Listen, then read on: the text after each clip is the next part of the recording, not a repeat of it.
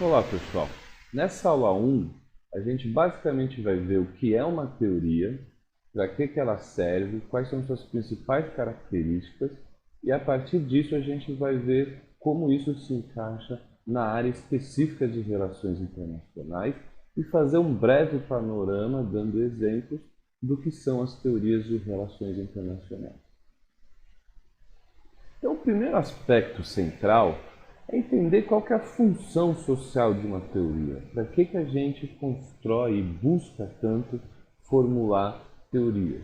Então, basicamente, a ideia central é que, dentro da realidade, a gente tem uma situação caótica. Então, parece até trivial dizer isso nessa situação que vivemos hoje, mas é um exemplo bastante marcante o que estamos vivendo agora. Então, de repente, aparece um fenômeno exógeno, né, à estrutura social, que é um vírus, e que transforma a realidade em caótica. Mesmo sem falar de pandemia, qualquer outra situação, por exemplo, a desigualdade entre as nações, a desigualdade entre as pessoas, as relações entre culturas, entre outros fenômenos de interesse das ciências sociais, apresentam, numa primeira observação, uma realidade caótica. O que significa uma realidade caótica? Você não sabe por que as coisas acontecem. Você não entende por que os fenômenos acontecem e se os fenômenos são indesejáveis, você não sabe como evitá-los. Portanto, a gente chama de realidade caótica o baixo conhecimento sobre por que os fenômenos ocorrem e, caso seja de interesse, como incentivá-los ou como evitá-los. Portanto, a teoria tem essa primeira função mais primordial, que é simplificar a realidade.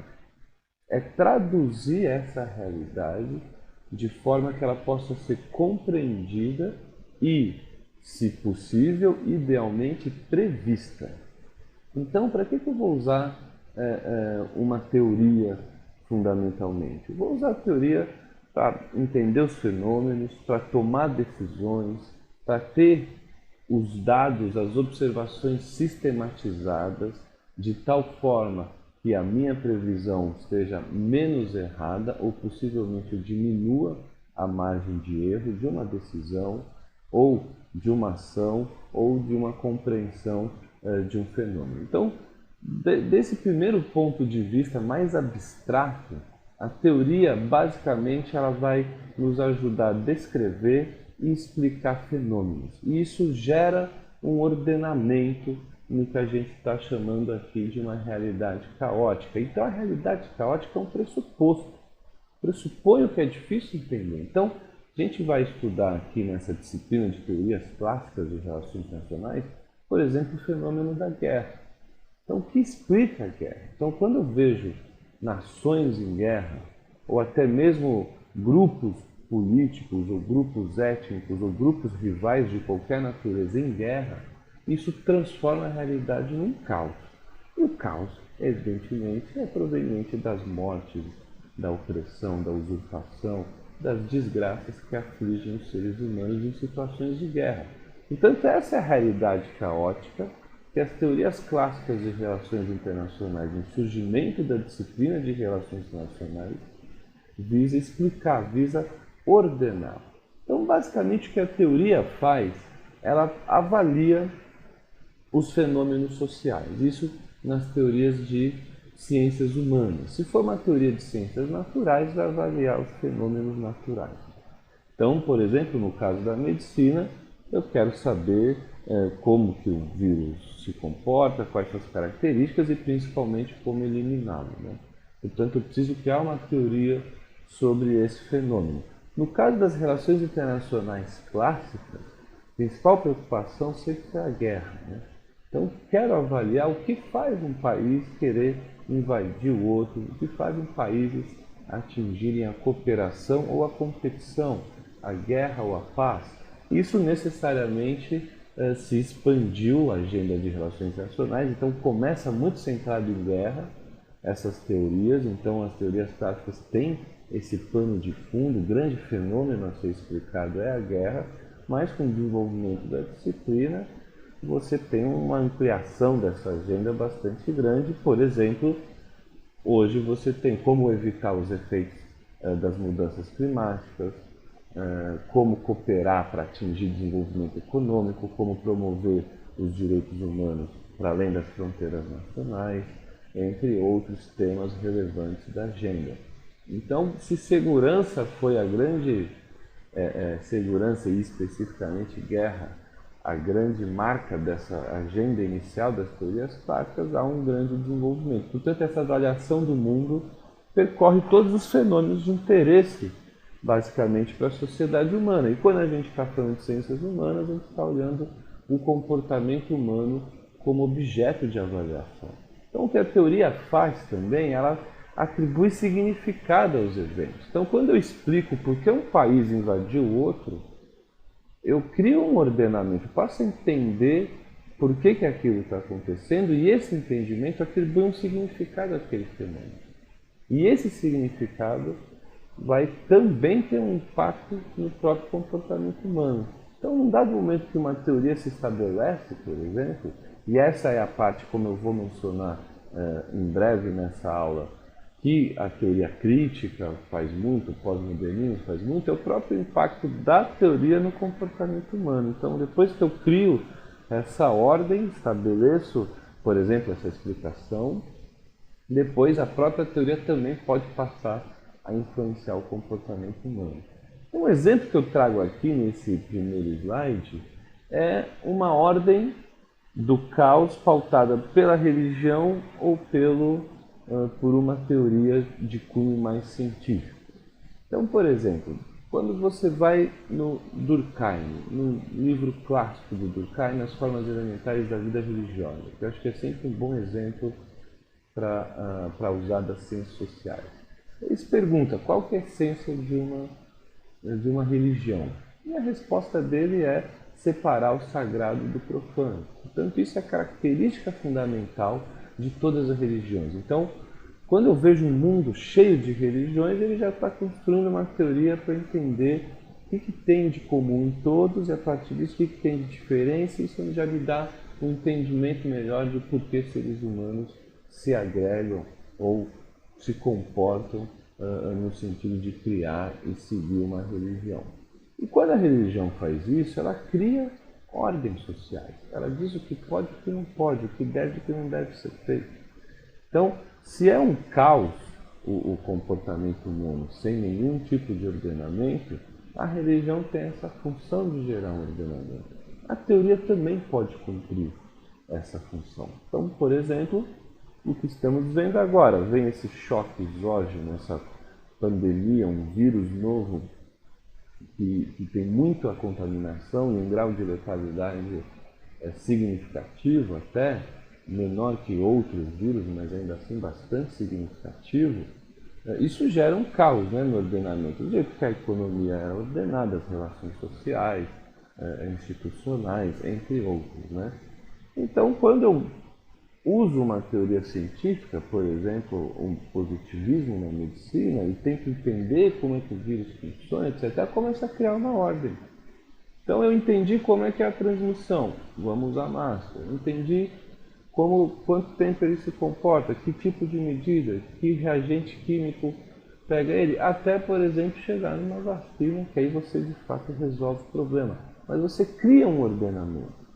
E mesmo nas relações internacionais, quando, por exemplo, eu argumento que o poder é uma variável central para a sobrevivência dos Estados.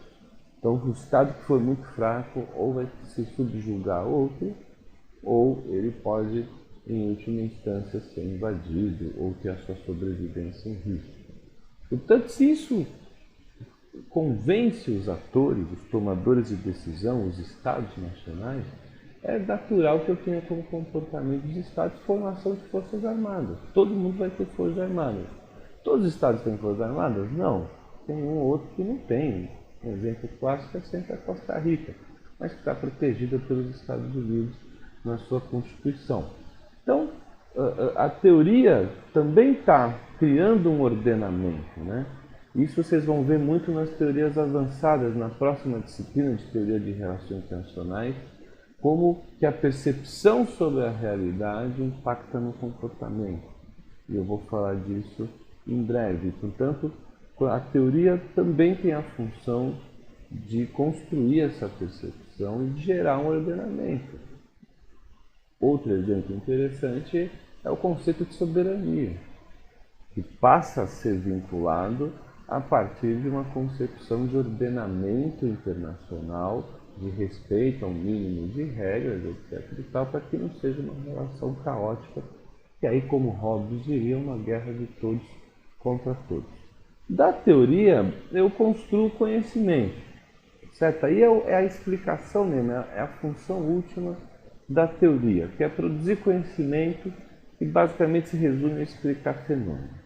Então eu quero entender por que os Estados Unidos invadiram o Iraque, ou por que o Brasil declarou guerra à Alemanha, ou quero entender por que os Estados Unidos e China podem ou não entrar em guerra, qual a probabilidade deles entrarem em guerra, por exemplo.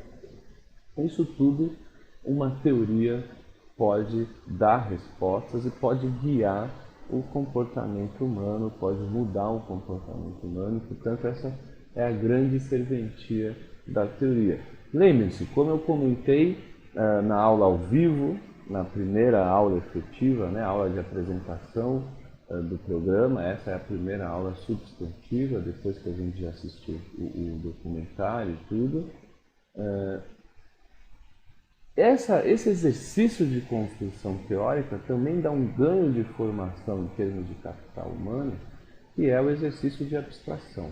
Ao abstrair o problema rotineiro, corriqueiro, eu consigo sistematizá-lo, descrevê-lo, explicá-lo, e a partir dessa explicação, desse conhecimento, eu posso, por exemplo, incentivar o fenômeno, se for, por exemplo, desenvolvimento econômico, ou desincentivá-lo, se, por exemplo, for guerra. O que uma teoria precisa ter? Primeiro ponto central, validade empírica. Então, a gente vive hoje uma situação bastante inusitada quando a política interfere na ciência, né? Não que isso não seja comum. Dirão os teóricos críticos, é sempre assim. Outros já dirão que não necessariamente é sempre assim. Mas para uma teoria fazer sentido, ela tem que ser comprovada empiricamente. Ela precisa ter capacidade de explicar os fenômenos que estão acontecendo. Então, quando eu falo de empiria, estou me referindo à própria ocorrência dos fenômenos. Então, se eu digo, ora, quanto mais democrático o país, menor a propensão dele declarar guerra a outro país, isso é uma proposição teórica, que depois a gente vai ver ao longo do curso qual que é o mecanismo explicativo para fazer a relação entre democracia e paz, mas para ter validade eu preciso testar empiricamente. Então eu tenho que comparar autocracias, democracias ao longo dos anos e ver se o país democrático tem menor propensão ou não a entrar em guerra. Então eu preciso testar a validade empírica. No exemplo que eu falei antes da política interferindo na ciência, por exemplo, esse caso bizarro da cloroquina, né?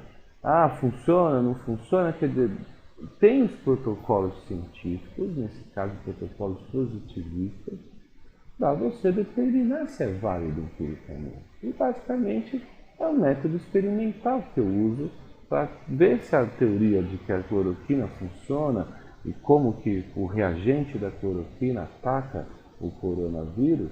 Eu faço um teste experimental com tratamento e controle. Um recebe a cloroquina, o outro não recebe. E eu comparo o efeito. Até o dado momento, temos bons estudos, boas evidências de que não tem uma relação. Portanto, a teoria precisa primeiro ter uma validade empírica. Segundo ponto importante para uma teoria, ela tem que ser parcimoniosa. Ou seja, se eu tiver que elencar 4, 5, 6, 7 fatores que, associados de distintas maneiras, podem, enfim, explicar o fenômeno, eu tenho uma teoria ruim. Então, o que significa uma teoria parcimoniosa? Em que eu encontro dois principais fatores determinantes que explicam o objeto. Então, no caso das teorias clássicas de relações internacionais, a gente vai ver poder, no caso do realismo, tem uma marca muito importante, a economia, o comércio tem uma marca muito importante no liberalismo, o regime político também tem uma marca importante no liberalismo, as ideias têm um papel importante no construtivismo. Isso, portanto, seria atingir uma explicação parcimoniosa. Então eu digo, quanto mais comércio, menos guerra. Quanto maior equilíbrio de poder, menos guerra. Quanto maior a percepção de anarquia no sistema internacional, maior a propensão à guerra, entre outras relações teóricas que nós vamos analisar nesse curso. Um fator importante, e eu vou mencionar isso no exemplo empírico dessa aula, é a distinção entre explicar e descrever. Então, uma teoria pode descrever, necessariamente ela descreve, é uma condição necessária descrever o fenômeno, então estamos falando aqui muito de guerra. Então tem que descrever o que é uma guerra. Quais são suas características? Como que eu distingo a guerra da paz? Então isso tudo é um exercício descritivo e, além do mais, eu preciso descrever a ocorrência ou não dos fenômenos ao longo do tempo. Agora, o grande salto qualitativo de uma teoria, em termos da sua função social, é justamente ofertar uma explicação. E explicar é muito diferente de descrever e é muito fácil a gente confundir essas duas coisas. E esse é um ponto-chave na formação de vocês, na construção de um raciocínio abstrato. E eu vou retomar esse ponto com um exemplo empírico ao final da aula, que vai ficar bem claro. Eu vou voltar a essa distinção entre descrição e explicação, e a gente vai olhar o fenômeno do número de operações de paz que a ONU passa a fazer no pós-Guerra Fria, e eu vou mostrar com maior clareza a distinção entre a descrição e a explicação.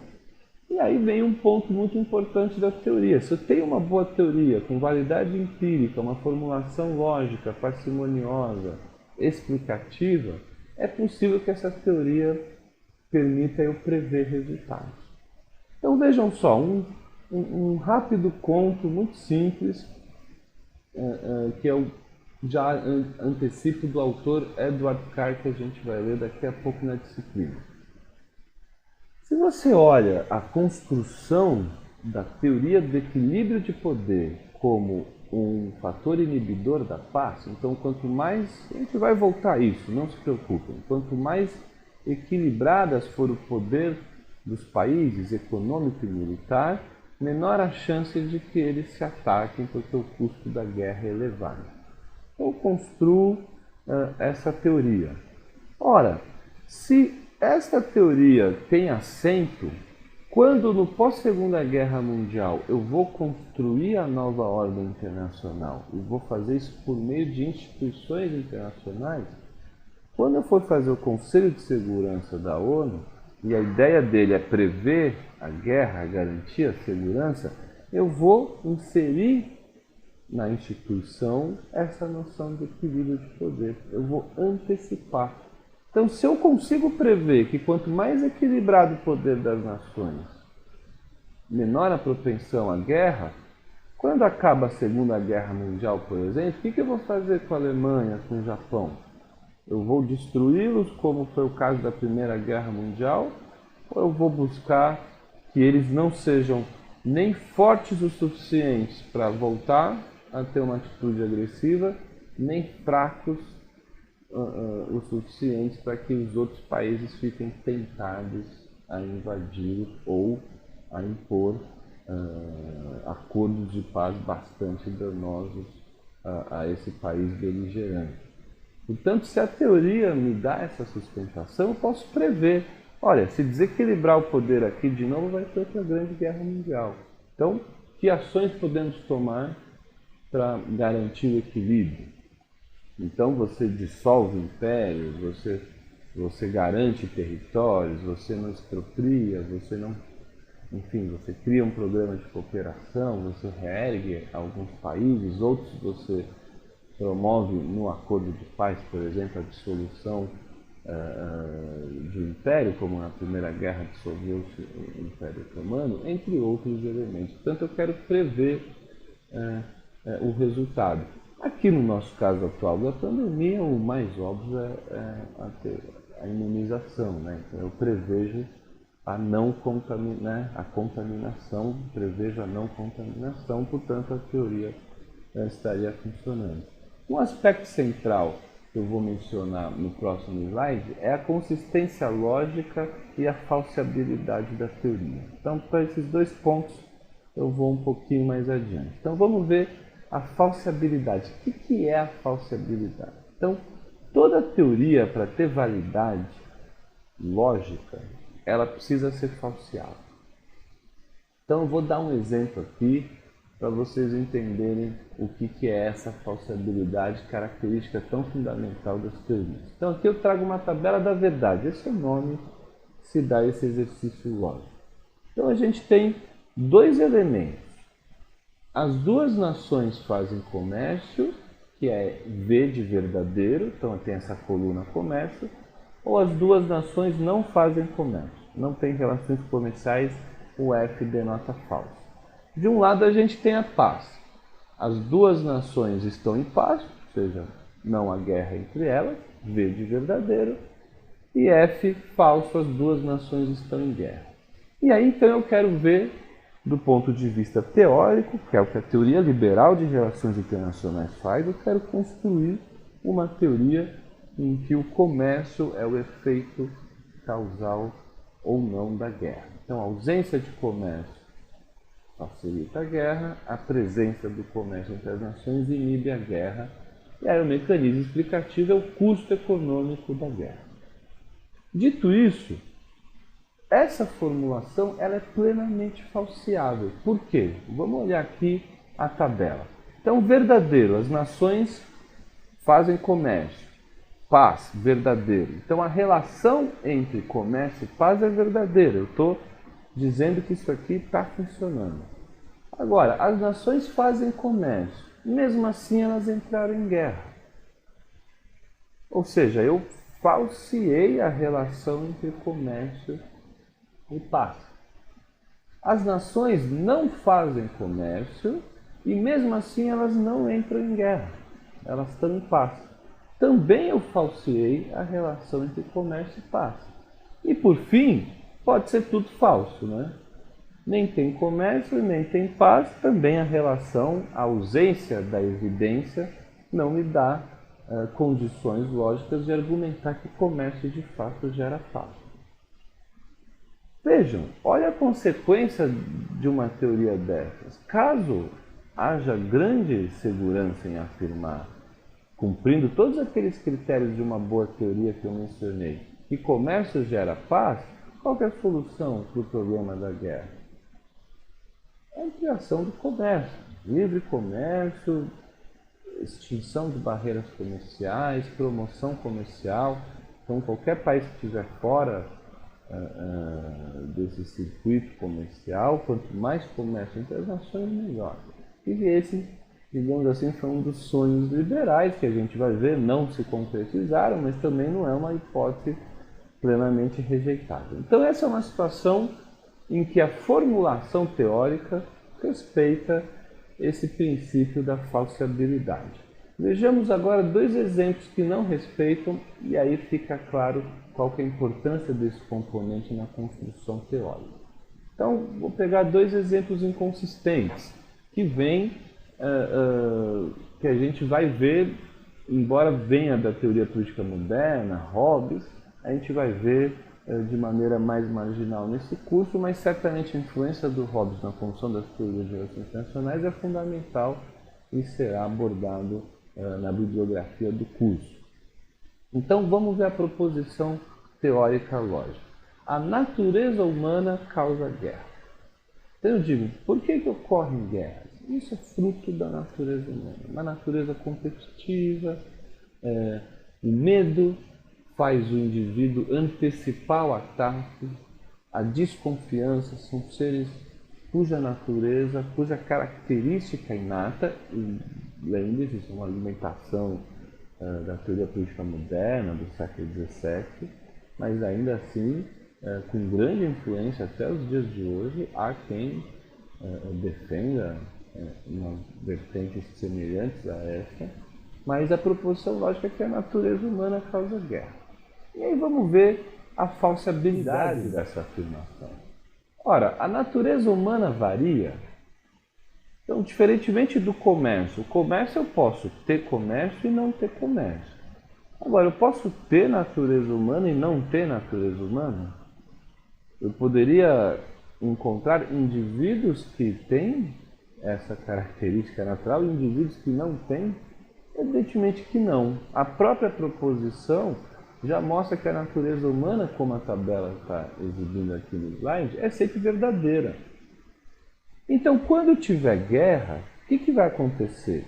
Independente da natureza humana, quando tiver guerra, eu vou poder conectar a natureza humana, entendeu? Vai ser sempre verdadeiro. Então, se eu digo, esta guerra foi causada pela natureza humana, então a desconfiança leva os indivíduos e, por consequência, os estados a fazerem os chamados ataques preventivos, né? Atacar antes de ser atacado. E, portanto, isso gera uma situação que a guerra é inevitável. Ora, se a natureza humana não pode ser falseável, toda vez que acontecer guerra, eu vou confirmar essa relação. E quando não tiver guerra, eu não confirmo. Mas aí você já tem um problema, porque a própria existência do fenômeno, a guerra, já está sendo automaticamente e vai ser sempre explicado pela natureza humana. Portanto, essa é uma formulação que não é falseável.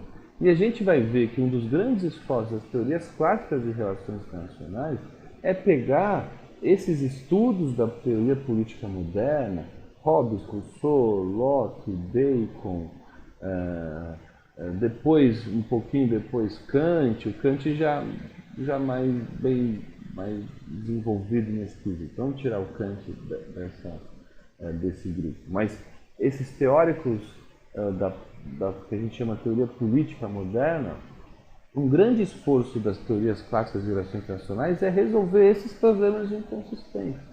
É formular de fato o que é uma teoria de relações internacionais. Um outro exemplo para ficar claro é uma formulação, por exemplo, do marxismo presente no Manifesto Comunista, que poderíamos dizer que seria um marxismo mais panfletário, menos sofisticado do ponto de vista teórico do que seria, por exemplo, o Capital. Mas, enfim, a relação diz o seguinte: a luta de classes, o Estado administra a luta de classes. E, portanto, o Estado é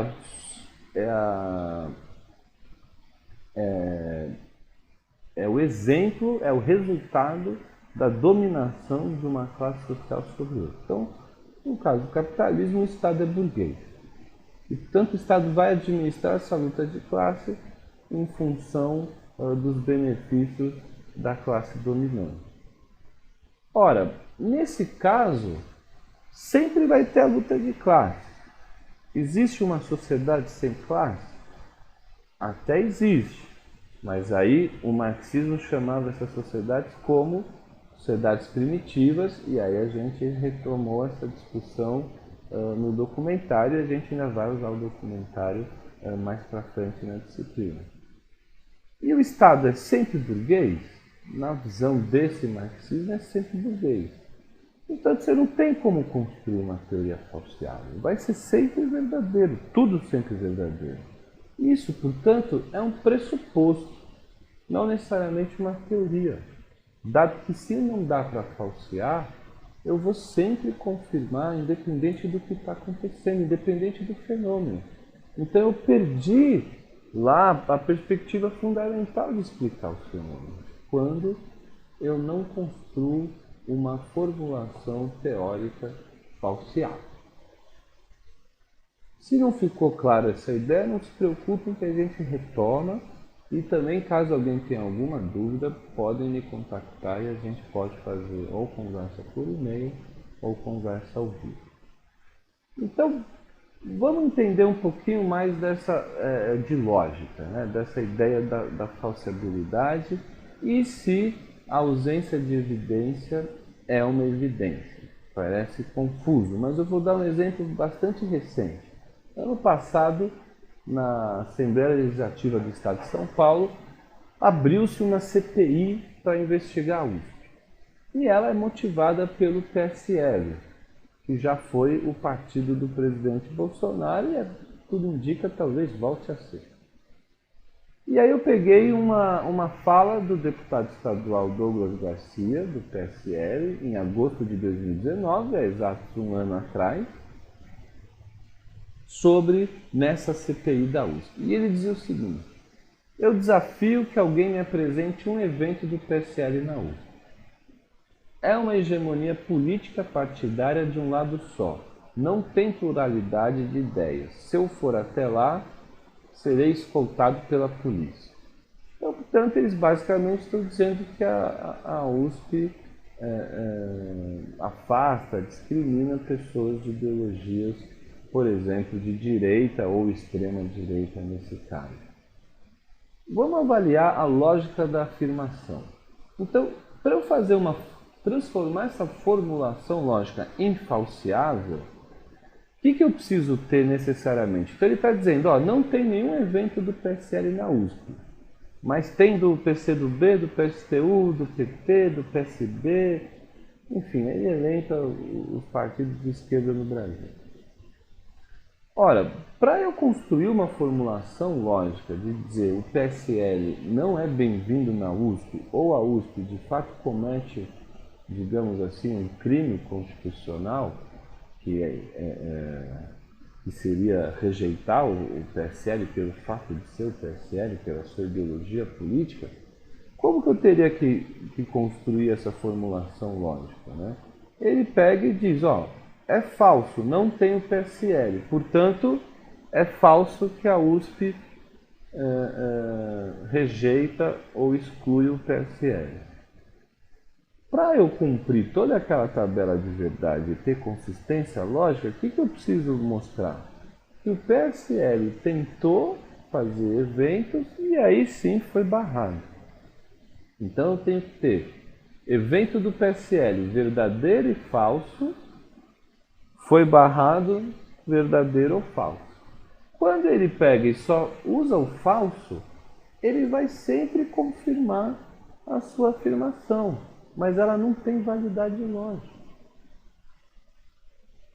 Não adianta eu dizer, não tem ninguém. Olha, porque não tem do PSL significa que o PSL está sendo barrado? Quer dizer, a ausência dessa evidência me diz algo sobre o fenômeno, no caso aqui, a acusação feita, né? Aí uma CPI, já tem um tom acusatório, né? Não, claro que não.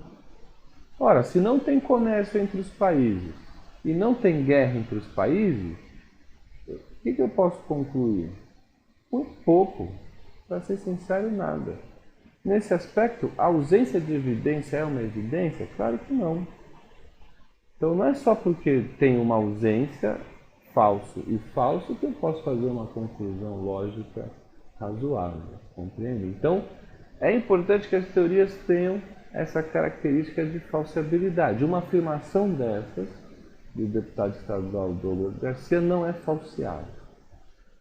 Essa seria a conclusão dessa análise, para ver se fica claro essa importante característica. Depois a gente vai ver, a gente vai bater nessa tecla de novo quando for analisar as principais teorias desse curso de teorias clássicas. Então, dito essa introdução, já demasiado longa, talvez para o vídeo, vamos definir o que é a teoria, uma definição bem padrão, bastante consensual e completa, né? Então, a teoria é composta por conceitos e definições. Então, nas relações internacionais, eu preciso definir, e principalmente nas teorias clássicas, o que é cooperação, o que é competição, o que é guerra, o que é paz, o que é, por exemplo, direitos humanos, o que é soberania, o que é a anarquia do sistema internacional, o que é um sistema internacional, o que é uma sociedade internacional, Então, vários conceitos e definições são necessários serem trabalhados para simplificar aquela realidade que eu afirmei anteriormente, para ordenar o caos que é as relações internacionais, as relações entre os países. Portanto, esses conceitos e definições vão criando fronteiras necessárias para simplificar a realidade e, portanto, torná-la compreensível. A partir desses conceitos e definições, a definição de teoria prossegue para a proposição de relações entre essas variáveis, entre esses conceitos e definições. Então, definir o que é comércio, definir o que é guerra, definir o que é paz, eu posso fazer uma relação entre essas variáveis. Definir o que é poder, ou definir o que é uma ideia. Então, por exemplo, o consenso de Washington no final da Guerra Fria e já no início da pós-Guerra Fria é uma ideia propagada por instituições internacionais, pelos Estados Unidos e seus aliados, e essa ideia impactou muito o comportamento, por exemplo, dos países do terceiro mundo. Então, eu estou relacionando a ideia com, nesse caso, o comportamento dos países, que é o que eu estou estudando. Eu também posso estudar, definir o sistema internacional. Então, eu estou estudando como um sistema se comporta. O sistema é multipolar, é bipolar, é unipolar. Tem só os Estados Unidos, tem Estados Unidos e União Soviética, agora Estados Unidos, China e, de repente, uma terceira força. Ou, não, você tem Prússia, Rússia, China, Japão, Alemanha, etc, etc. Bom, Prússia e Alemanha eu já fiz um erro histórico, mas vocês me dão essa licença. Então, a ideia é que vou relacionar sempre essas variáveis com o objetivo final, como mencionamos anteriormente, de explicar o fenômeno e possivelmente prever. Então, se eu explico bem a cooperação, eu posso prever. Então, a gente depois vai ver na teoria liberal. O que os liberais dizem? A criação de instituições internacionais reduzem os custos de transação, minimizam os efeitos da desconfiança humana, eles também abraçam a ideia de natureza humana, mas dizem como prever isso, né? Como, nesse caso, evitar a decisão ou a guerra. Eu crio instituições internacionais que vão gerar regras, vão gerar normas, vão romper a anarquia do sistema internacional. Portanto, eu posso prever que quanto mais fortes as instituições ou maior a adesão dos países, menor a chance de eu ter guerra. Por exemplo, depois a gente vai avaliar criticamente se tem validade ou não, ou se essas teorias permanecem ao longo do tempo ou não. Não se preocupe em relação a isso. Então, dito isso, caracterizada a teoria, o que tem de diferente as teorias de relações internacionais das outras ciências sociais? E aí, talvez as mais próximas possíveis, sociologia e ciência política. Então, aí é o texto do Aron, que é uma teoria de relações internacionais, que está na página do Moodle, e vai dizer o seguinte: enquanto a ciência política e a sociologia tem como objeto de estudo central as relações entre Estado e sociedade, fundamentalmente, claro que ainda tem variações dentro dessa grande simplificação, mas fundamentalmente Estado e sociedade, as relações internacionais se diferem da ciência política, da sociologia, da antropologia, porque elas têm uma especificidade. As relações internacionais têm uma especificidade. O sistema internacional. Então vamos lá. Na ciência política, um exemplo clássico. Eu quero estudar o impacto do sistema eleitoral no número de partidos. Eu quero saber qual sistema eleitoral representa a maior diversidade de opiniões políticas da sociedade. Eu faço um estudo que está dentro de um Estado nacional, dentro de um ordenamento jurídico. Ou eu posso, por exemplo, estudar o papel dos movimentos sociais na influência das políticas públicas. Então, quero estudar um papel do MST na promoção da reforma agrária no Brasil. Eu ainda estou dentro de um mesmo ordenamento jurídico. Agora, quando eu vou para as relações internacionais, eu estou fora do ordenamento jurídico. Como diria Weber, o Estado é o monopólio legítimo da violência. Então, se eu tenho, por exemplo, um movimento social, pensando mais na sociologia e nas intersecções entre as disciplinas das ciências sociais, e eu estou estudando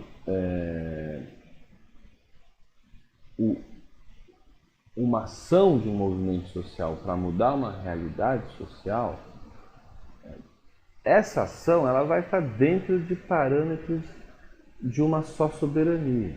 Então, se você consegue mudar, por exemplo, a Constituição, talvez você consiga fazer a reforma agrária. Você conseguir fazer uma lei, você conseguir eleger uma presidente, um presidente, qualquer que for o resultado da ação, convencer a opinião pública, entre outros, você está dentro de um ordenamento jurídico em que o Estado tem um monopólio legítimo da violência. E essa é a palavra central, legítimo.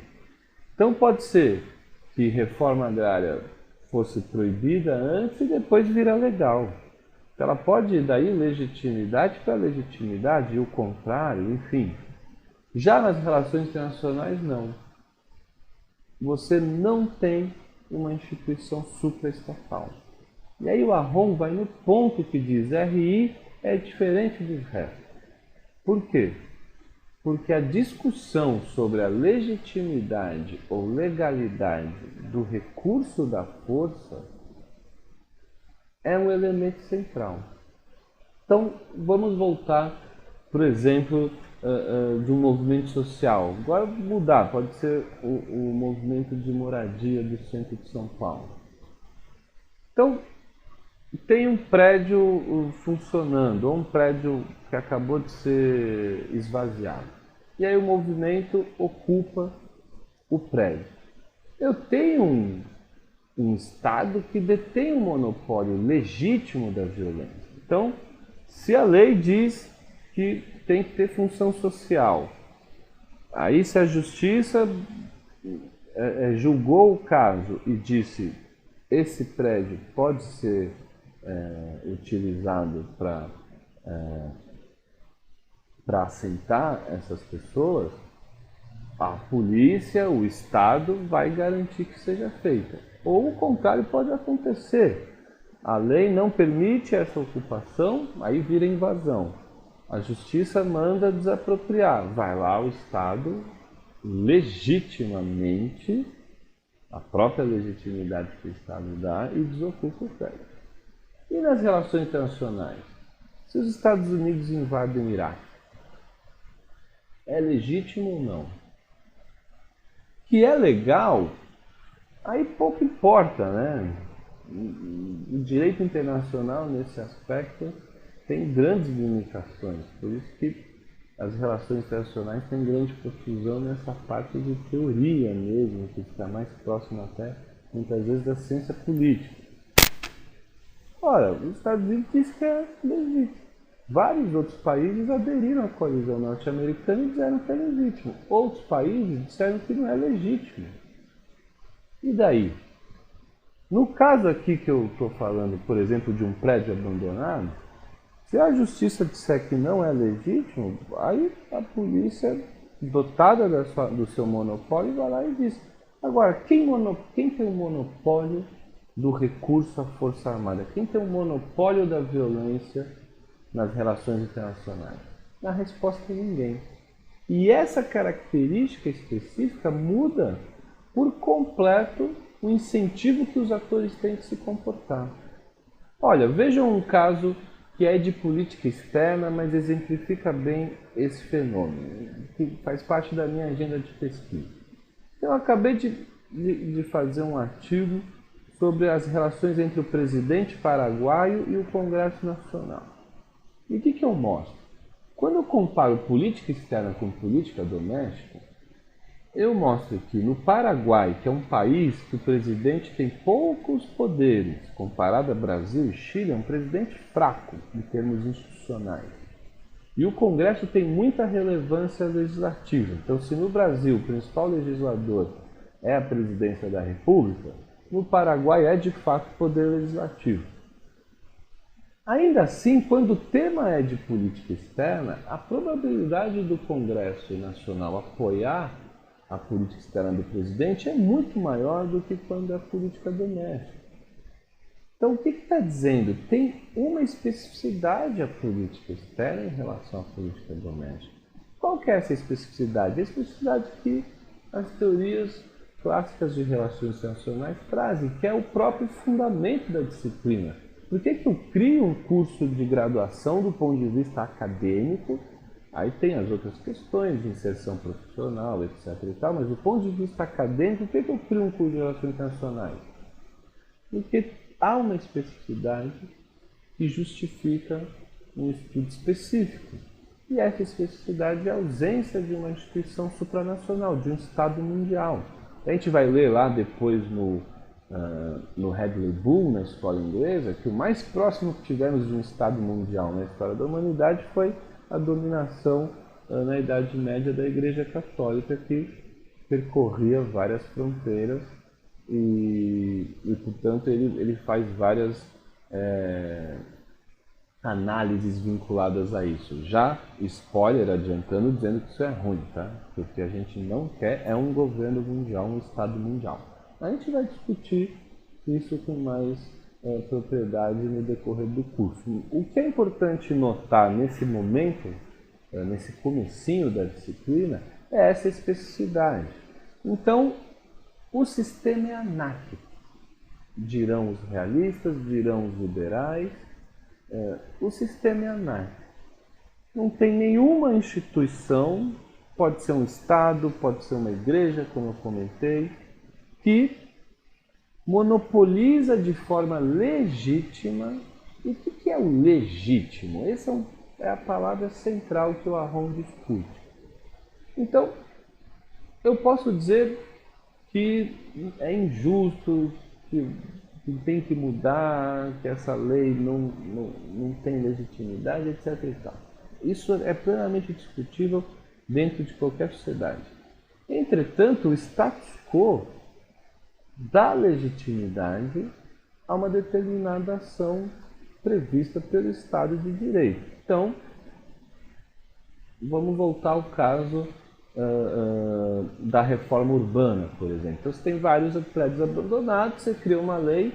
Londres, por exemplo, tem uma lei que em 5 anos abandonado vai a leilão. Você perde o direito à propriedade privada. Então, a propriedade privada é um direito garantido pelo monopólio da força, legítimo da força do Estado, mas bota uma regra e você pode perder esse direito, tá certo? Mas vamos supor que eu tenho esse direito, a propriedade privada, tá garantido, e aí eu deixo o prédio 1 ano vazio, ele é ocupado por pessoas que estão sem moradia. Ora, se a justiça determinar a desapropriação, aquilo vai ser legítimo. E quem vai poder fazer, já que vai recorrer ao uso da força? É o Estado, no caso a polícia. Isso está dentro de um parâmetro de legitimidade, que não quer dizer que ela não possa ser questionada. Mas ela vai também ter a forma de ser questionada. Então você pode mudar a lei. Pelo menos seria isso um Estado democrático de direito. Mas uma vez que a lei está posta, a legitimidade está dada. Ou é legítimo ou não é. Já nas relações internacionais isso não acontece. É legítimo invadir o Iraque com pretensas armas de destruição em massa? É legítimo invadir a Alemanha nazista? Um é legítimo, o outro não. Mas, espera aí, no caso, aí se a gente volta para o exemplo anterior. Um caso é legítimo eu ocupar o prédio, outro caso não é. Se forem iguais, digamos assim, não tem como um ser legítimo e outro não. Aí você vai ter inconsistência. Mas pode ter decisões judiciais. Tudo bem. No fundo, vai para o Supremo e aí toma uma decisão que vai criar uma nova jurisprudência. Mas, independente disso, percebam que a legitimidade ou a legalidade ela é uma disputa constante nas relações internacionais. Não tem nada que force um monopólio legítimo. Então, portanto, o uso da força, a violência, ela não tem monopólio e dois, principalmente, legitimidade. Ela pode vir a ter um monopólio. Vamos supor que os Estados Unidos virassem, na pós-Guerra Fria, realmente um Estado mundial. Uma unipolaridade tão extrema que acaba se configurando como o dono do mundo. Você pode até ter um monopólio, mas que isso será legítimo, muito pouco provável. Quando no Estado democrático de direito essa legitimidade é realmente contestada, vira guerra civil. Por exemplo, a gente vive isso nas grandes centros urbanos brasileiros que têm territórios ocupados por criminosos. E, portanto, ali rompeu-se o monopólio legítimo da violência. Mas aí, muitos consideram isso uma situação de guerra. Exato, isso é uma situação de contestação de guerra civil. Então, dito isso, para retomar, repetir mais uma vez, mas acho que a repetição também tem uma função de deixar isso bem gravado, que é muito importante. Essa é a especificidade de relações internacionais e, portanto, é por aí que nasce a disciplina e se constrói o que a gente chamou de teorias clássicas de relações internacionais. Então, elas vão ser muito focadas no sistema internacional, como se configura esse sistema, e na questão da legitimidade ou não do uso da força. Isso perpassa até os dias de hoje, como citei exemplos recentes, a disciplina de relações internacionais. Então, dito isso, eu vou expor dois conceitos relevantes, mostrar uma tipologia de várias teorias de relações internacionais, grandes guarda-chuvas teóricos, para vocês terem um mapa aí no começo dessa primeira disciplina do curso de Teoria de Relações Internacionais, e depois eu vou para o exemplo de duas teorias explicando o mesmo fenômeno para ficar bastante clara essa aula. Mas é muito importante a gente trabalhar esses dois conceitos, de ontologia e epistemologia, no estudo de qualquer teoria nas ciências humanas, e não é diferente nas relações internacionais. Então, o que é a ontologia? E a gente vai classificar as teorias de relações internacionais em função do eixo ontológico e epistemológico, como vai ficar claro no próximo slide. Então, primeiro ponto, o que é ontologia? Que, digamos assim, é um aspecto mais abstrato da teoria. A ontologia diz respeito à própria teoria do ser, ou do que se constitui a realidade, ou de como e o que é possível de ser observado. Como que se constitui o próprio fenômeno que eu estou observando. Então, do que o mundo é feito? Quais objetos podemos estudar? Que tipo de observação podemos fazer para construir teorias? Então, aqui, a ontologia diz respeito à própria constituição do objeto de pesquisa. E aí eu vou dar exemplos para vocês de relações internacionais. Então, suponhamos que um objeto seja a configuração do sistema internacional. Então, a gente vai ver ontologias distintas que vão contrapor a própria estrutura, a própria constituição do que é feito esse sistema internacional. Então, a gente vai ver, os construtivistas vão dizer que ele é uma ideia, os realistas vão dizer que ele é anárquico. Isso vai ser uma distinção ontológica. Já na epistemologia, já desce um pouco no nível de abstração, já diz respeito à teoria do conhecimento. Ou seja, a pergunta não é mais do que o mundo é feito, como na ontologia, mas sim como adquirimos conhecimento sobre o mundo. Como que eu posso aceitar ou rejeitar alguns pressupostos sobre o conhecimento. E aí, aqui no caso das relações internacionais, é a distinção entre eu construir uma interpretação ou uma relação causal.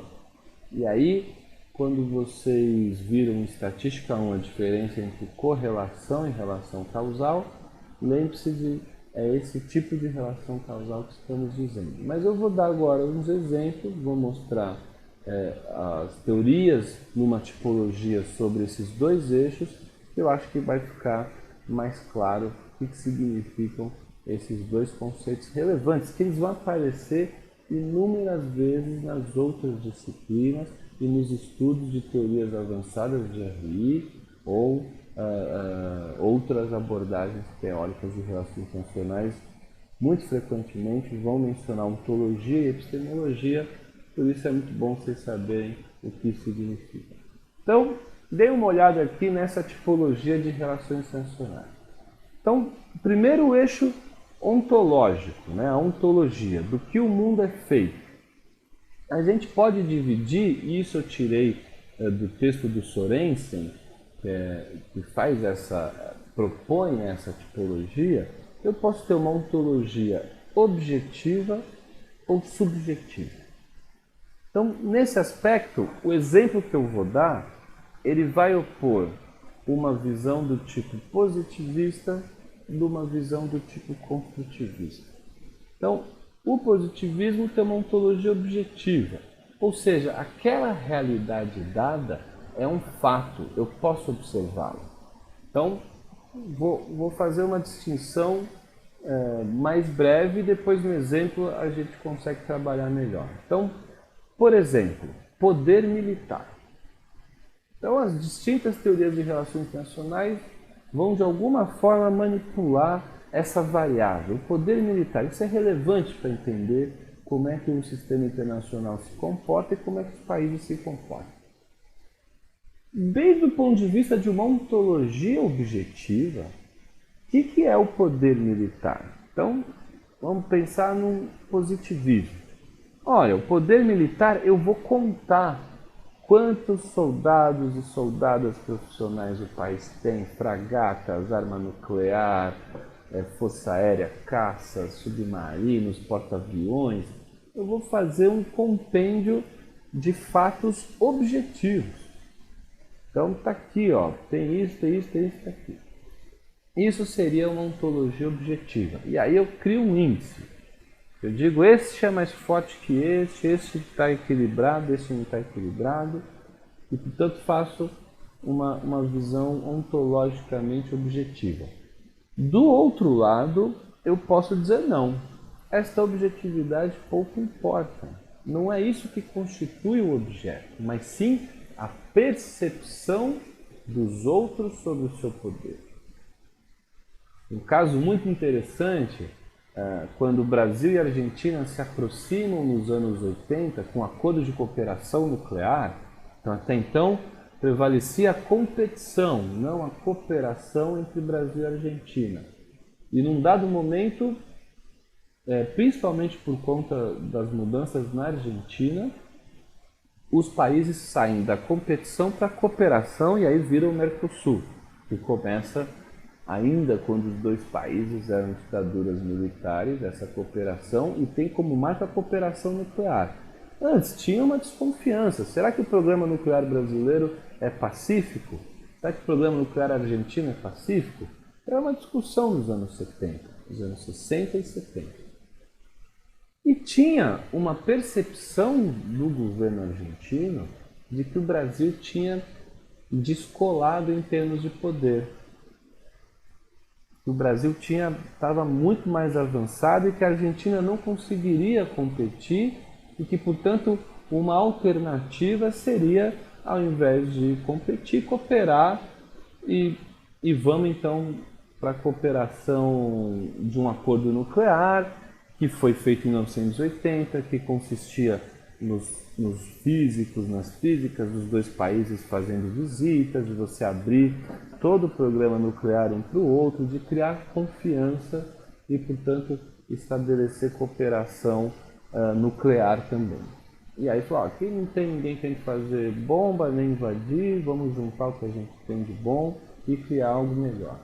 E basicamente foi o que os países fizeram. Ora, quando os argentinos visitaram as instalações de Angra, etc. e tal, eles perceberam que na realidade o programa nuclear argentino estava bem mais avançado que o brasileiro. Mas porque o Brasil crescia a números impressionantes, era um país maior, tinha uma capacidade, várias variáveis que confundiram essa percepção, mostraram que de fato a Argentina tinha um programa nuclear mais avançado. Por que eu estou contando essa história? O que o construtivista do lado ontológico subjetivo vai dizer?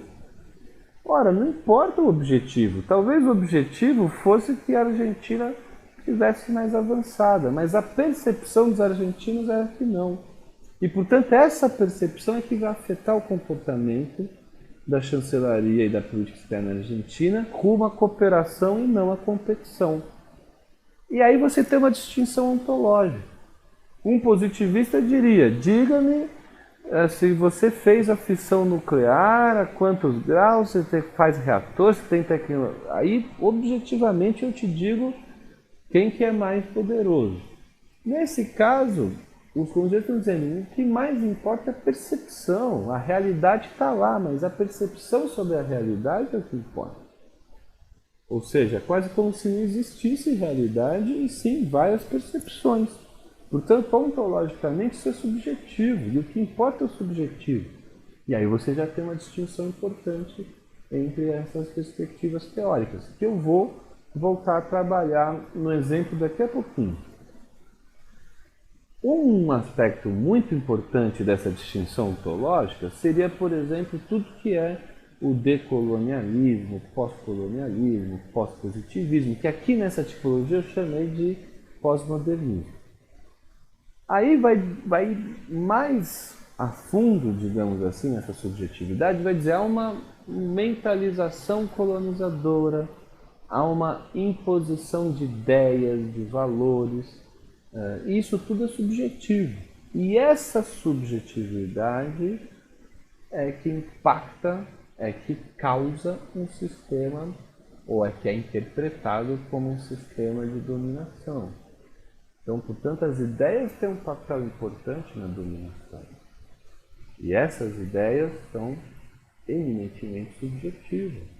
Não necessariamente elas estão amparadas no que o behaviorista ou positivista diria uma objetividade, uma realidade objetiva. Tá certo? As teorias clássicas, elas estão muito próximas das teorias normativas. E elas estão mais próximas da subjetividade, porque a gente vai ver que quando as teorias clássicas falam de poder, elas falam de percepção de poder. Portanto, elas estão mais do lado subjetivo do que objetivo. E um movimento que vocês vão ver em teorias avançadas, de pelo menos uma parte dessas teorias, nesse caso especificamente o realismo, foi sair da percepção subjetiva de poder, entre outras, mas estou dando o caso do poder, para uma percepção objetiva. Tanto que virou um campo de estudo mensurar poder. E aí a mensuração é para tornar isso algo objetivo. E a partir dessa mensuração, eu, por exemplo, fazer algumas análises sobre propensão de cooperação, competição, guerra e paz, entre outros. Então, isso é essa primeira distinção fundamental ontológica, né? E a gente vai voltar a ela quando a gente discutir os teóricos clássicos. Mas isso vai ficar muito claro para vocês quando vocês completarem o ciclo das duas disciplinas, que é as teorias clássicas e as teorias avançadas. Mas eu já faço essa introdução para auxiliá-los, para dar um mapa para vocês entenderem melhor isso. No caso aqui que eu pus do marxismo nas relações internacionais, por exemplo, você tem marxismos com ontologia subjetiva e marxismos com ontologia objetiva.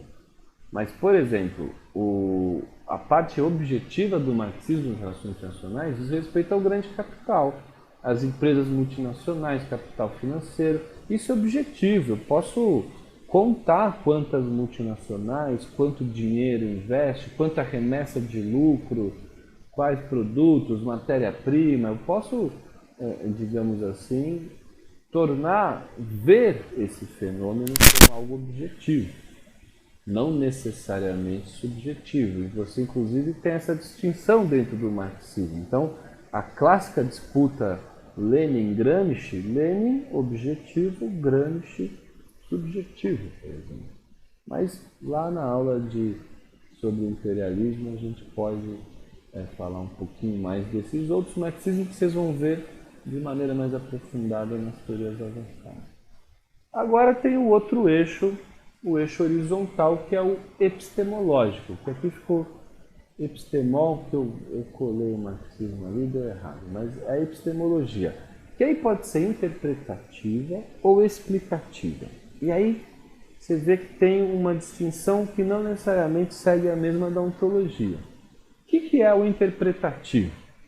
O interpretativo vai dizer o seguinte: diferentemente das ciências naturais, as ciências humanas, e nesse caso as relações internacionais,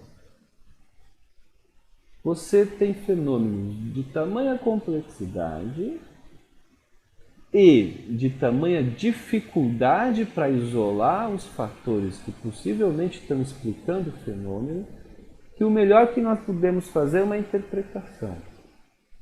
Não há a possibilidade de estabelecer uma relação causal, uma explicação, e aí pula para o eixo epistemológico explicativo. Então, quando eu falei, mas a função central das teorias é explicar. Ora, se eu for da teoria normativa, ou o que eu chamei aqui de pós-modernismo, esse grande guarda-chuva, mas, por exemplo, pode ser pós-colonialismo, troca a explicação por interpretação e continua funcionando bem. Mas eles vão dizer, ora, o que explica os Estados Unidos invadirem o Iraque? Aí vai dizer, é a ausência de comércio entre Estados Unidos e Iraque. Então o Iraque vende petróleo para todo mundo, menos os Estados Unidos, e isso é um problema. Pode ser. É o petróleo, então. Outro ponto, o Iraque tem muito petróleo, então tem a guerra porque todo mundo quer o petróleo. Outra, é uma ditadura, então os Estados Unidos querem promover a democracia. E você pode ir elencando essas explicações. O que dirá essa corrente epistemológica interpretativa? Tudo o que você disser sobre os Estados Unidos ter invadido o Iraque vão servir só para aquele fenômeno. Eu posso interpretá-lo bem. Eu posso dizer que é uma junção entre os grupos de interesse norte-americano, o interesse pelo petróleo, a ascensão dos neopentecostais, né, a nova direita que o Bush representou, do Partido Republicano neoconservador, e dizer, isso me permite interpretar o fenômeno da guerra, da Segunda Guerra do Golfo ou Guerra do Iraque. Tá certo? Agora, que isso não vai servir para explicar os outros fenômenos, porque cada fenômeno vai ter o seu contexto histórico e social específico, e só essa distinção já não me permite a generalização. E aí isso é um aspecto da teoria que eu não chamei atenção lá no começo, porque aí tem uma distinção forte entre as teorias. Uns vai dizer não dá para generalizar, outros vai dizer dá para generalizar mais. Do lado epistemológico explicativo, já vai se partir de outra perspectiva. Não, eu posso estabelecer uma relação causal, sim.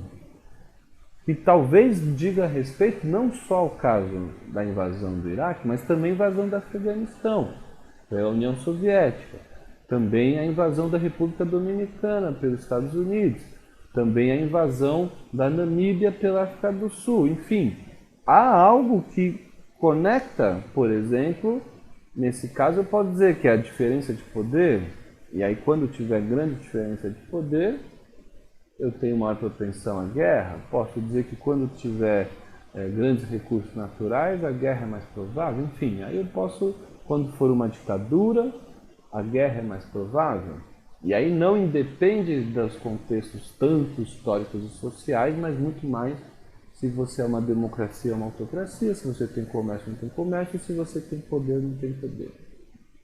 Então, uns poderiam tentar, naquele exercício de ausência de evidência ou não evidência, poderia conectar, ora, por que os Estados Unidos então não invadiram já o Irã? Aí se pode explicar pela diferença de poder entre Irã e Iraque. Ou pela presença de tecnologia nuclear, que já dá essa diferença de poder, enfim. Então esse eixo epistemológico vai dividir os que dizem que nas ciências humanas, tal qual as ciências naturais, eu faço relação causal. E os que vão dizer não, eu só posso interpretar. Eu vou ao exemplo para finalizar essa aula. Eu sei que o vídeo está longo, que às vezes fica ruim de baixar. Qualquer coisa eu posso depois nos outros vídeos cortar, fazer menos, mas atrapalha um pouco o encadeamento. Mas qualquer coisa, se tiverem dúvida, isso tudo que eu falei é um pouco rápido para o grau de complexidade, mas é para vocês terem um mapa e a gente vai voltar a essas temáticas. Eu acho que isso vai ficar claro no decorrer do curso, mas qualquer dúvida pode me contactar. Então vamos para um exemplo, que eu vou pegar duas ontologias opostas, tá? Então as duas do lado explicativo da epistemologia, mas uma objetiva e outra subjetiva. E aí vou para um fenômeno que aí eu acho que eu consigo exemplificar minimamente os principais conceitos e as ideias trabalhadas nessa aula. Então, acabou a Guerra Fria. Aliás, na disciplina de Estatística 1, como eu sei que muitos de vocês fizeram essa disciplina, teve gente que encasquetou comigo, porque eu pus o fim da Guerra Fria num exercício de estatística lá que acabava em 1989. E muita gente depois me cutucou dizendo que é 1991. Para mim, aí é a ontologia subjetiva, tá vendo? Para mim, o fim da Guerra Fria é a queda do Muro de Berlim. Para vocês é a dissolução final da União Soviética. Enfim, aí... Tá, mas é objetivo isso. Não, pode ser que seja subjetivo, vejam bem. Mas, brincadeira à parte, vamos ao exemplo fundamental. Então, acabou a Guerra Fria, seja em 89, seja em 91. Várias organizações internacionais passaram por profundas mudanças. A União Europeia aumentou o grau de supranacionalização, muitos membros foram aderindo à União Europeia, então ela se expandiu muito. A OTAN mudou os seus objetivos, mudou a cadeia de comando, mudou principalmente a ação nos mares. O Banco Mundial passou a aderir pautas e agendas que não tem nada a ver só com economia, então incluiu o meio ambiente, incluiu direitos humanos, desigualdades. O GATT virou OMC, mudando a sua institucionalidade, ou seja, você tem N mudanças com o fim do sistema internacional bipolar da Guerra Fria. Uma que não mudou quase nada, só tem uma mudança nos anos 60, que aumenta o número de membros não permanentes, é o Conselho de Segurança da ONU. Olha, mas por que eu estou dizendo isso? Apesar de não ter sofrido nenhuma mudança institucional, como esses outros exemplos, apresentou uma profunda mudança comportamental. Então vamos olhar aqui esse gráfico, né? Não se preocupem que o título do gráfico vai estar tapado pela minha carinha aí no vídeo. Mas, enfim, esse gráfico, o importante é ver essas linhas aqui. Esse gráfico mostra o nível de atividade do Conselho de Segurança da ONU, medido em azul pelo orçamento anual empregado e na linha escura pelo número total de tropas disponíveis. Isso por ano. O que eu quero mostrar com esse gráfico aqui muito rapidamente? Olhem aqui no eixo horizontal são as décadas e no eixo vertical são os valores de orçamento e tropas. O que a gente percebe? Tomando 1990, então não vamos pegar nem 89 nem 91. 1990 como um marco divisório, pós-Guerra Fria, o que acontece? Aumenta de maneira abrupta o número de missões de paz, que consequentemente impactam o orçamento e a quantidade de tropas disponíveis na ONU. Ou seja, na Guerra Fria estava congelado o Conselho de Segurança da ONU. No pós-Guerra Fria, aí passa a ter uma função muito mais ativa. Então passa a intervir em diversas situações, diversos conflitos interestatais e também conflitos civis. E aí a grande pergunta que fica é: por que o nível de atividade do Conselho de Segurança da ONU aumentou tanto, ao mesmo tempo em que não teve quase nenhuma mudança institucional?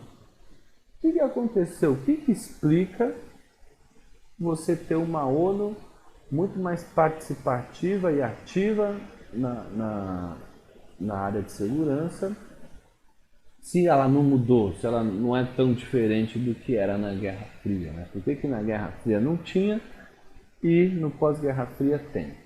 Então isso é um fenômeno de extrema relevância para as relações internacionais. Você está querendo entender como é que uma instituição internacional sai de uma situação praticamente de observadora para a promotora da paz mundial, digamos assim, ou da segurança internacional.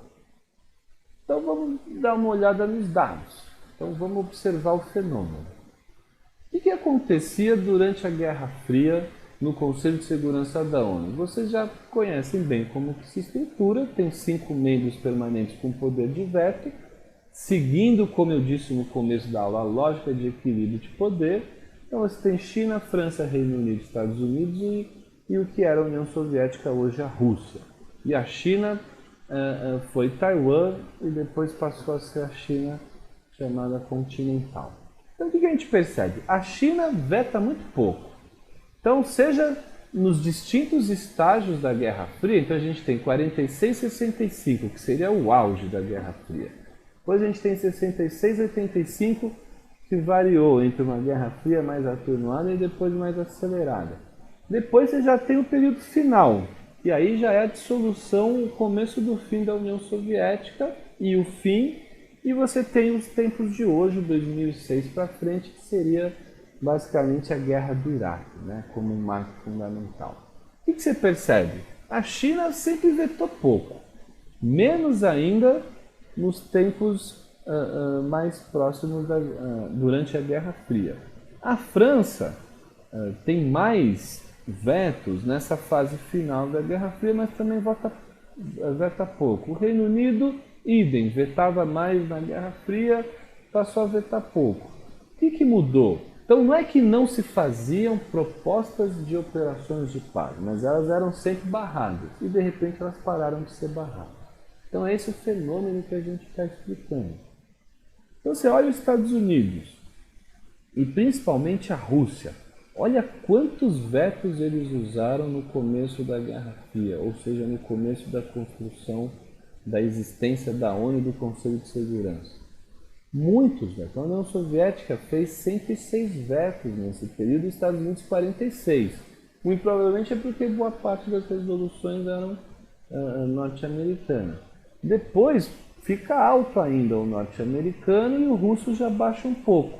Mas quando vem para o final da Guerra Fria, e isso é antes da Guerra Fria acabar objetivamente num ano, já com o governo Gorbachev na União Soviética, já cai vertiginosamente os vetos dos Estados Unidos e União Europeia. Lembre-se que eu falei que eu ia, com esse exemplo, distinguir descrição e explicação. Pois o farei. Eu já li em vários textos, inclusive em manuais de relações internacionais, que o que explica o aumento do número de operações de paz é o descongelamento do Conselho de Segurança da ONU, ou seja, o fato de Estados Unidos e União Soviética pararem de usar o veto e pararem de um vetar o outro. Então, o que explica seria a queda da União Soviética e a baixa, para de utilizar o mecanismo de veto. Pois bem, isto não é uma explicação, isso é uma descrição. Eu estou descrevendo o fenômeno. Então, o que a gente está vendo nesse gráfico? Que está caindo o número de vetos. O que eu tenho que explicar? Por que pararam de vetar?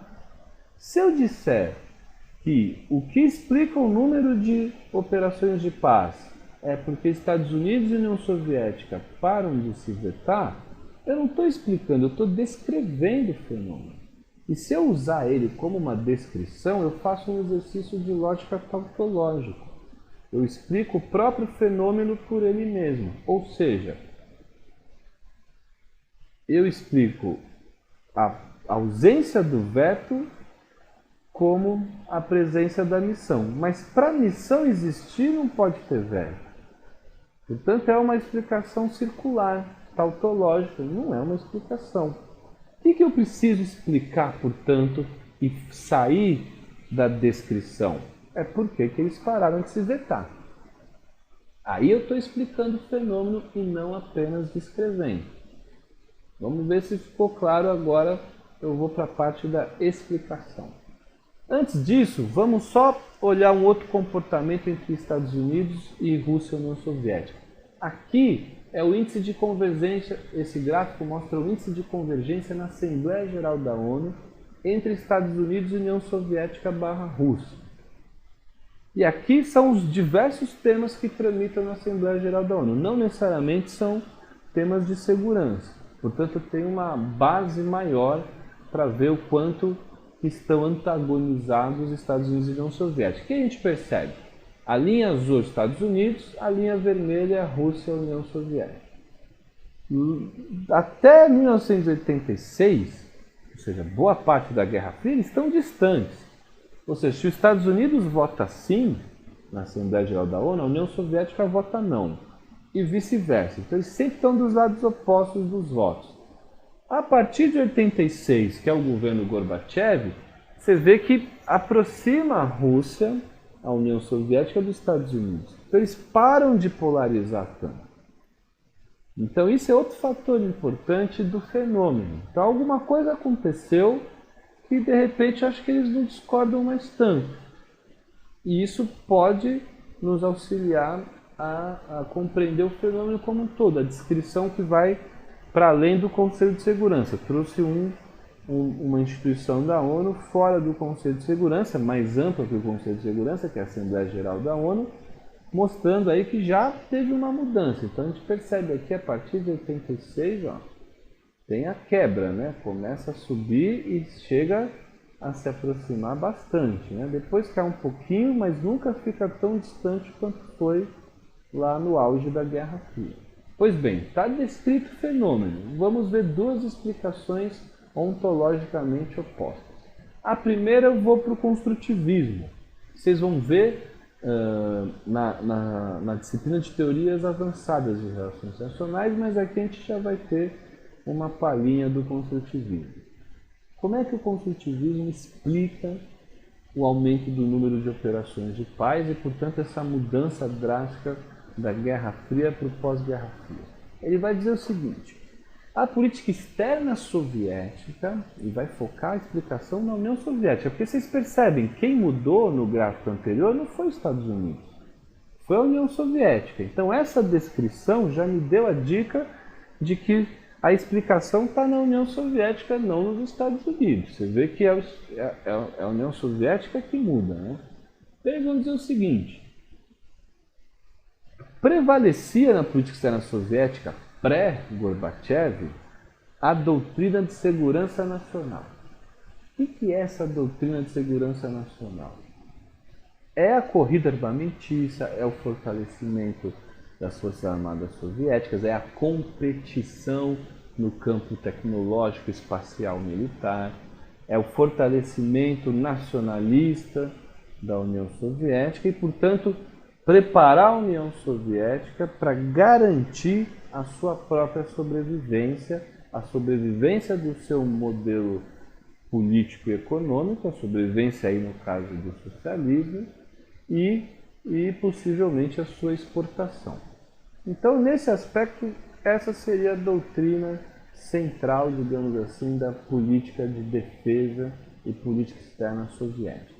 Com Gorbachev, vão dizer os construtivistas, tem uma mudança no plano ideacional.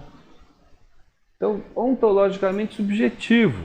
Muda a liderança soviética, muda as ideias dessa liderança. Então, essa nova liderança tem uma nova ideia. E é a ideia de segurança coletiva.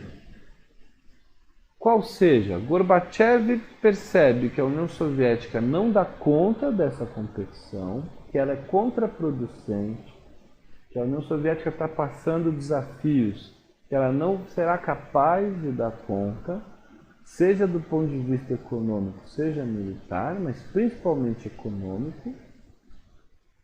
E, portanto, uma estratégia melhor de inserção internacional da União Soviética, o que depois viria a ser Rússia, é a segurança coletiva e não a segurança nacional. O que é a segurança coletiva? É basicamente o que os Estados Unidos fez com a OTAN e também a União Soviética fez com o Pacto de Varsóvia. Mas dessa vez a União Soviética deixa de ser a garantidora da segurança, nesse caso nacional.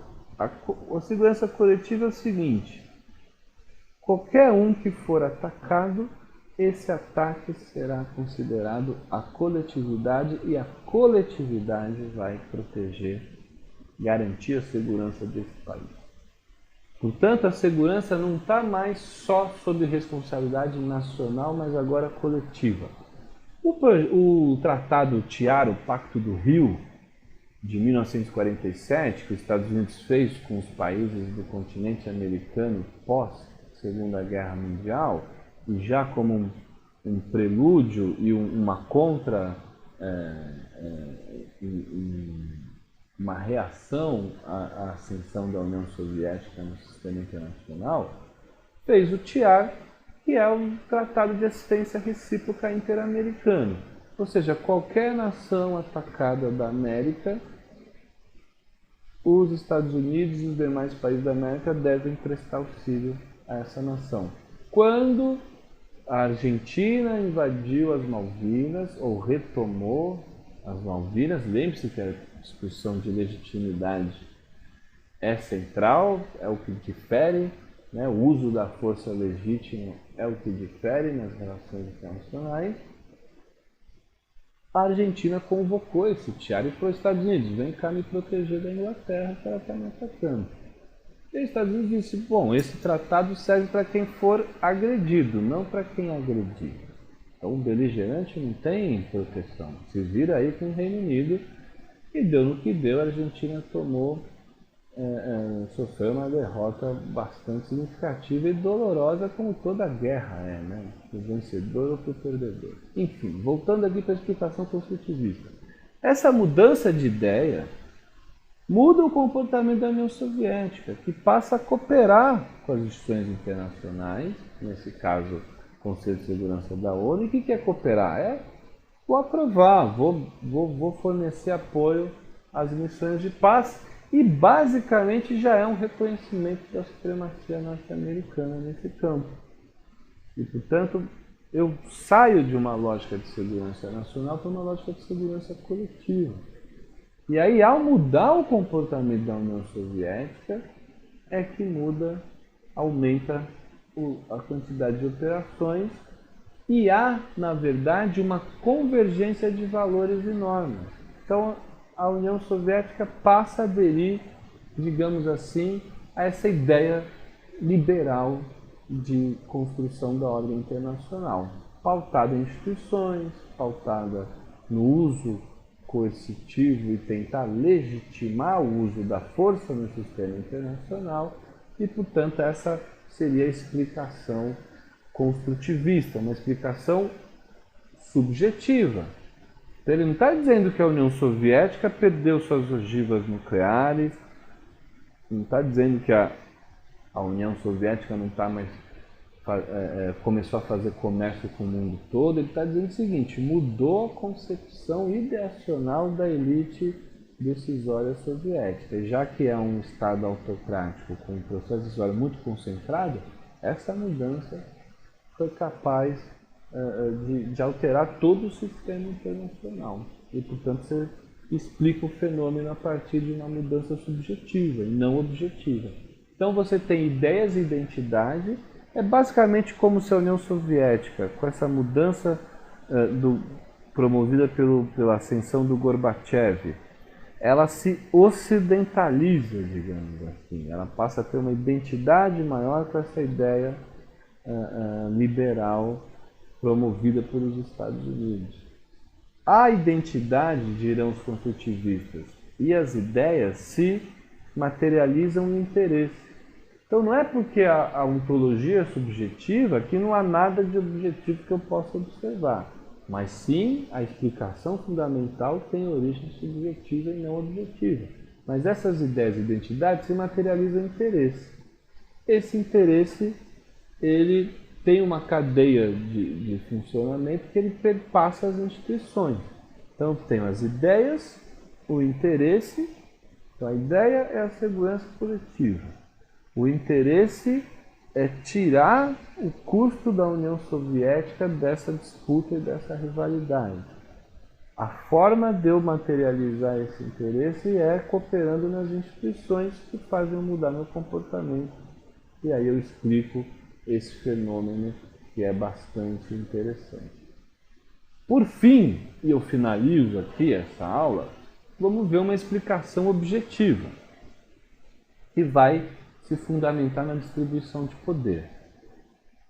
Essa é uma explicação do Eric Voegelin. Depois eu posso passar para vocês o texto, eu vou explicar um pouco mais brevemente. O que o Eric Voegelin está dizendo?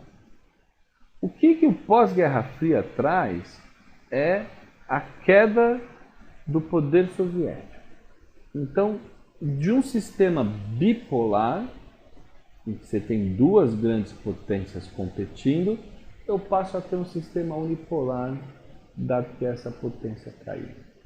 Nessa situação, vamos supor essa imagem aqui disposta nesse slide.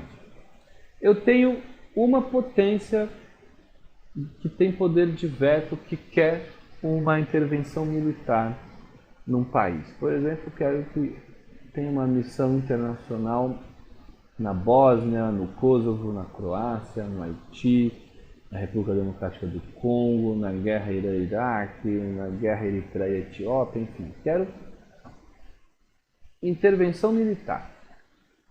Suponhamos que uma potência, esse é os Estados Unidos, suponhamos que uma potência com veto 2, por exemplo, o Reino Unido, ou a França, prefira uma sanção. Então tá, eu acho que o que esses países estão fazendo não é legal, a gente tem que tentar coibir, mas não é invadindo. Vamos fazer sanções econômicas que o Conselho de Segurança aprova. E uma potência de veto 3, tipicamente a China, não quer fazer nada. Sabe? Isso aqui a gente não tem que se meter, deixa os caras se virarem lá. Então a gente tem uma situação simplificada da realidade. O que vai argumentar o Eric Voegelin desde uma perspectiva ontológica objetiva nesse caso? Ora, caso eu não aprove no Conselho de Segurança da ONU, e dado que a potência 1, esse veto power 1, é unipolar e é o mais poderoso de todos os países, se eu não aprovar aqui na ONU, esses caras vão invadir de qualquer jeito. O que aconteceu no Iraque. A ONU disse, não temos elementos para invadir o Iraque, não legitima essa invasão. Estou nem aí, vou invadir, ainda vou levar um monte de país junto. E de fato invadiu. Ah, mas isso é legítimo, não é? Vamos discutir. Nas relações internacionais isso está em aberto, completamente em aberto. Cada um transforma o que quiser desse ato. Um vai dizer que é legítimo e que não.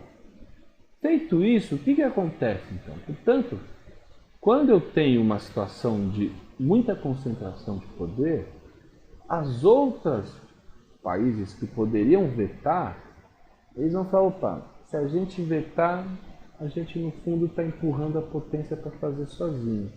Agora, se a gente aprovar aqui no Conselho de Segurança da ONU, a gente vai ter condições de pelo menos interferir na intervenção. Um exemplo, na quantidade de tropas, no tipo de armamento que você pode usar, no tipo de missão, peacekeeping, peace enforcement, no comando da missão. Então, a partir daí, então, já que a ameaça da potência ir sozinha é totalmente crível e vai fazer isso, é melhor a gente aprovar aqui e tentar interferir minimamente para não deixar a potência aí sim reinar sola e fazer tudo que ela quiser, que nos será prejudicial em algum momento. Então a mudança neorrealista vai dizer o quê? Mudou a distribuição de poder. E isso é objetivo do ponto de vista ontológico. E vocês vão ver o neorrealismo em teorias avançadas. Eu só estou dando esse exemplo nessa primeira aula, mas a gente vai ver o realismo clássico nessa disciplina. ele vai dizer o quê? O sistema era bipolar, passou para unipolar. A unipolaridade torna a ação unilateral dessa potência unipolar muito crível e uma ameaça que muda a percepção dos outros atores e muda os incentivos dos outros atores. A partir daí, abre-se incentivo para que todos os outros países, os que têm veto, cooperem com a potência hegemônica. E aí passa-se a aprovar mais operações de paz. Dentre esses países estaria a União Soviética e a Rússia. Então o que a gente tem para resumir? O construtivismo subjetivo vai dizer, mudou a ideia da política externa soviética. O neorrealismo objetivo vai dizer, mudou a configuração de poder no sistema internacional. Então, o mesmo fenômeno que uma explicação ontológica objetiva e outra subjetiva. E com isso eu espero que tenha ficado claro minimamente, mas sempre reforço que eu estou à disposição. Podem me procurar caso tenha dúvidas, podemos marcar conversa ao vivo, por e-mail. Sintam-se à vontade. Muito obrigado pela atenção e até a próxima aula.